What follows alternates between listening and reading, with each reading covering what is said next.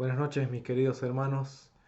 Es una alegría para mí poder compartir una vez más con ustedes una porción de la palabra de Dios. En esta noche quisiera que comencemos orando. Te damos gracias, Señor Dios Todopoderoso, por tu amor, por tus misericordias. Gracias por tu palabra, que es la que nos muestra, Señor, lo que tú quieres, lo que tú eres. Gracias, bendito Dios, por tu gran amor para con nosotros. Te pedimos sabiduría, discernimiento, ayúdanos a comprender, a entender tu palabra, Señor, y a vivirla. En el nombre de Jesucristo, amén. Saben que un día iba en el auto manejando y la radio estaba encendida y estaba sonando una canción que decía, entre uno de sus versos decía algo así como, correré a tus brazos. Y este cantante relataba en su canción la forma en que se iba a acercar a Jesús. Él dice que iba a correr hacia los brazos de Él cuando tuviera la oportunidad de encontrarse cara a cara con Él. ¿Usted se ha imaginado, se imaginó en algún momento cómo sería encontrarse con Jesús? Cara a cara, me refiero. ¿Cómo sería su reacción? ¿Qué le diría? En mi caso sí lo imaginé y como soy una persona curiosa también imaginé las preguntas que le haría. Cuando algo nos entusiasma, sentimos dentro nuestro una energía eh, que nos produce que nos movamos rápido o que el corazón y la respiración aumente su ritmo y entre otras cosas. Y yo me pregunto, ¿cómo actuaríamos al estar cara a cara frente a Jesús? ¿Cómo actuaríamos si lo vemos? Lo vemos cerca nuestro, si es que correríamos hacia su encuentro, correríamos hacia sus brazos para que nos abrace, o correríamos y nos postraríamos ante sus pies. No estoy muy seguro de eso, pero lo que sí estoy seguro es de que habría una emoción incontenible. Y voy a tomar como ejemplo uno de los relatos de la Biblia que habla sobre un reencuentro en el que una de estas dos personas corre a abrazar a la otra persona. Y el relato es muy conocido, es el relato de la parábola del hijo pródigo, que eso está en Lucas 15. Y eh, se los voy a resumir un poquito para quienes conocen la historia. Había un hombre que tenía dos hijos y el menor de ellos pide que le dé toda su heredad y cuando el padre le entrega todo lo que era de él o lo que iba a ser de él, el hijo menor decide marcharse de su casa y comienza a vivir una vida de libertinaje en la que malgasta sus bienes en vicios, en mujeres y otras cosas y de repente se ve devastado, se ve tocando fondo en su vida y lo único que consigue para mantenerse es un trabajo que era cuidar cerdos y estaba tan mal que hasta tenía hambre y tenía ganas de comer las algarrobas que comían los cerdos. Hasta que recapacita y dice, ¿por qué estoy sufriendo así? ¿Por qué la estoy pasando tan mal? Si en la casa de mi padre yo tenía todo, estaba bien y estaba tranquilo. De esta forma es que él decide volver. Y ahora sí, vamos a leer versículos 20 y 21 de este capítulo 15 de Lucas y dice, levantándose, vino a su padre, y cuando aún estaba lejos, lo vio su padre, y fue movido a misericordia, y corrió, y se echó sobre su cuello, y le besó. Y el hijo le dijo, Padre, he pecado contra el cielo y contra ti, y ya no soy digno de ser llamado tu hijo. Esto fue lo que le dijo el hijo menor a su padre arrepentido. Le dijo que ya no era digno de ser llamado su hijo, y reconoció que había pecado, que había pecado contra Dios y había pecado contra su padre por deshonrarlo, desobedecer. Y ahora quiero compartir los mismos dos versículos, 20 y 21, pero en traducción lenguaje actual. Dice, cuando todavía estaba lejos, su padre corrió hacia él lleno de amor y lo recibió con abrazos y besos. El joven empezó a decirle, papá, me he portado muy mal contra Dios y contra ti. Ya no merezco ser tu hijo. En estos dos versículos vemos cómo el padre fue quien se movió, cómo fue el padre que corrió hacia su hijo. Y esta actitud también es una figura, ¿no? Este relato hace referencia a nuestro Dios, a nuestro Padre Celestial. Nuestro Dios siempre tiene los brazos abiertos para recibirnos cuando decidimos volver, porque cuando hacemos nuestra voluntad, lo que nosotros queremos, lo que nosotros sentimos, y cuando hacemos eso y no realmente buscar lo que Dios quiere, entonces es en ese momento que nos alejamos de casa. En ese momento nos estamos alejando de la casa de nuestro Padre, de su presencia.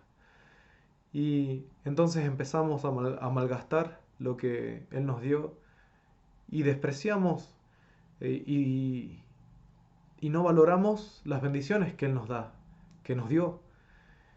Y justamente por no ser fieles a nuestro Padre, caemos hasta el fondo, ¿no? Y en este relato imagino que el hijo sentía alivio y sentía alegría por volver a su casa y volver a encontrarse con su padre, pero esto no se compara con lo que sentía en su cuerpo, en su corazón. Su cuerpo estaba debilitado por el hambre que estaba sufriendo, no tenía fuerzas para correr hacia su padre. Y además su corazón no tenía eh, el gozo debido porque él reconocía que había hecho el mal, que había pecado, y por ello estaba avergonzado y arrepentido.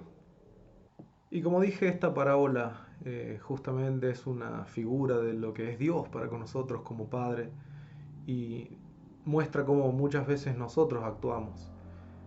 Nos alejamos de su voluntad, nos alejamos de su presencia y malgastamos las bendiciones, malgastamos eh, sus dones y correr hacia el encuentro con el Padre o el encuentro con nuestro Señor Jesús no es algo que deberíamos hacer solo cuando necesitamos, no es algo que deberíamos hacer solamente cuando estamos sufriendo, padeciendo, ¿no?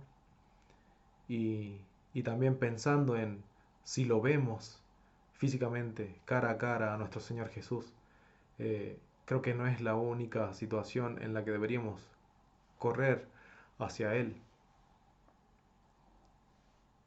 Creo que toda nuestra vida debemos ir, movernos, correr hacia Él. ¿Por qué digo correr? Porque eh, es un movimiento apresurado, es algo que lo hacemos a prisa, no debemos demorar. Movernos hacia nuestro Dios, movernos hacia nuestro Señor, es lo que debemos hacer toda nuestra vida. Y tenemos instrucciones claras en varios pasajes que enseñan cómo correr hacia Dios, cómo correr a los brazos de nuestro Señor, de nuestro Dios. Y por ejemplo, Pablo, el apóstol Pablo, nos escribe y nos enseña que, que nos manejemos en nuestra vida como si se tratara de una carrera, como si se tratara de una competencia, ¿no? Que tiene un propósito y una meta para alcanzar. Vamos a leer Filipenses capítulo 3, versículos 13 y 14. Y dice, hermanos, yo mismo no pretendo haberlo ya alcanzado, pero una cosa hago, olvidando ciertamente lo que queda atrás y extendiéndome a lo que está delante. Prosigo a la meta, al premio del supremo llamamiento de Dios en Cristo Jesús. Pablo en varias oportunidades utiliza esta figura del atleta, del corredor o de una carrera para ilustrar la vida del cristiano. Y como hijo de Dios ya tenemos un gran regalo, un premio, por decirlo de alguna forma, ¿no? Que es este regalo es la salvación, la vida eterna. Eh, pero además saben que tendremos otras recompensas, están mencionadas en la palabra de Dios y las menciona como coronas. Y si nos ponemos a comparar eh, lo que utiliza Pablo como figura del atleta y de las carreras, también menciona coronas como premios. Y en los Juegos Olímpicos, desde la antigüedad hasta el día de hoy, se entregan coronas. Estas coronas hechas de laureles. Y estas coronas, al ser hechas de hojas de laurel, son corruptibles. Es decir, con el paso del tiempo se secarían y se quiebran. Pero saben que las coronas que menciona la palabra de Dios son coronas incorruptibles, premios incorruptibles, no se echan a perder. Y dice acerca de esto, de estas coronas, están mencionadas, por ejemplo, en 1 Corintios 9. Este premio que alcanzaríamos por haber finalizado la vida cristiana va a ser como el premio que recibe el atleta por su buen desempeño, por su rendimiento, eh, y comparándolo a nuestra vida, son premios que nosotros recibiremos por nuestra vida espiritual, por ser buenos atletas espirituales. Y también podemos encontrar en las cartas de Pablo expresiones como las siguientes: llegar a la meta, alcanzar el premio supremo, finalizar la carrera con gozo y otras más. Todas estas expresiones, todas estas cosas debemos tenerlas en cuenta como hijos de Dios, ya que si nuestra vida se trata de una carrera, debemos correr esta carrera hacia la meta, que es el encuentro con nuestro Señor. Este encuentro con nuestro Señor y Salvador, y llegar a la presencia de Dios. Pero hay formas y formas de llegar a la meta. Y la que menciona este pasaje es de llegar con una actitud gozosa, sin nada de qué avergonzarnos. Porque vemos en el ejemplo del hijo pródigo la actitud con la que llegó el hijo ante su padre. Y en el mismo pasaje de Filipenses que hemos compartido, Filipenses capítulo 3, quiero compartir el mismo, versículos 13 y 14, pero en lenguaje actual. Dice: hermanos, yo sé muy bien que todavía no he alcanzado la meta, pero he decidido no fijarme en lo que ya he recorrido, sino que ahora me concentro en lo que me falta por recorrer. Así que sigo adelante, hacia la meta, para llevarme el premio que Dios nos llama a recibir por medio de Jesucristo. Ya no debemos mirar hacia atrás, ya no debemos mirar al pasado. Volver hacia atrás es ilógico en una carrera, y de igual manera debería ser en la vida del cristiano. Volver a la vida antigua, la vida bajo la esclavitud del pecado, es algo impensado para el que decide seguir a Cristo. Y hay un antiguo himno que muchos de ustedes quizás lo conocen, y es un himno que nació en la India, y que el origen, la historia de este himno tiene un origen trágico, pero al mismo tiempo motivador. El himno del que les comento dice en su verso: he decidido seguir a Cristo, no vuelvo atrás. Y como dice el pasaje, ¿no? Debemos concentrarnos en lo que viene, debemos mirar hacia adelante, y la meta que tenemos es la vida eterna, y es estar junto a nuestro Salvador y ante la presencia del Padre.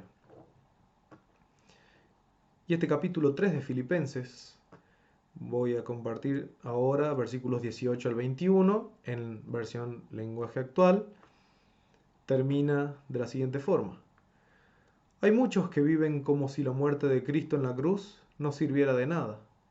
Eso ya se lo había dicho a ustedes varias veces, pero ahora vuelvo a repetirlo con lágrimas en los ojos. Esa gente va a terminar en el infierno. Vive solo para comer y está orgullosa de lo que hace, cuando en realidad debería sentir vergüenza. Solo piensa en las cosas malas de este mundo. Nosotros, en cambio, somos ciudadanos del cielo y esperamos que de allí vuelva nuestro Salvador, el Señor Jesucristo.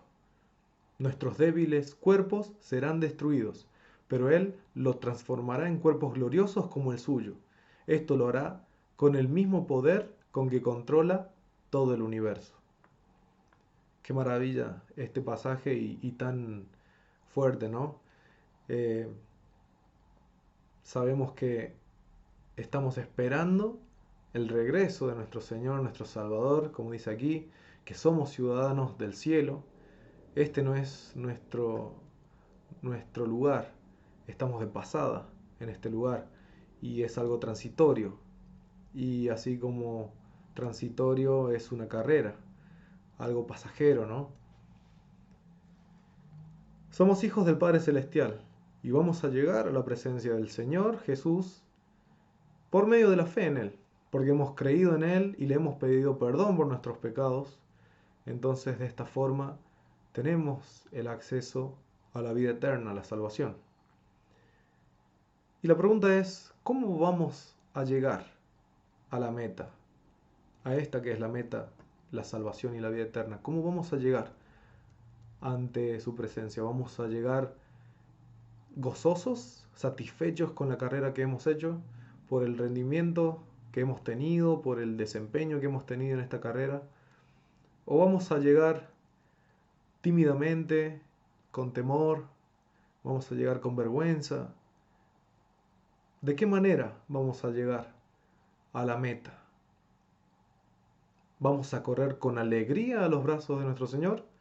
¿O nos vamos a acercar como lo hizo el hijo pródigo, con vergüenza y sin energías? El momento de comenzar a correr es este. Si no hemos comenzado a correr hacia nuestra meta, que es el Señor, empecemos ahora. Este es el momento. Vamos a correr hacia su encuentro. Dios nos bendiga, hermanos, y que tengan una buena semana.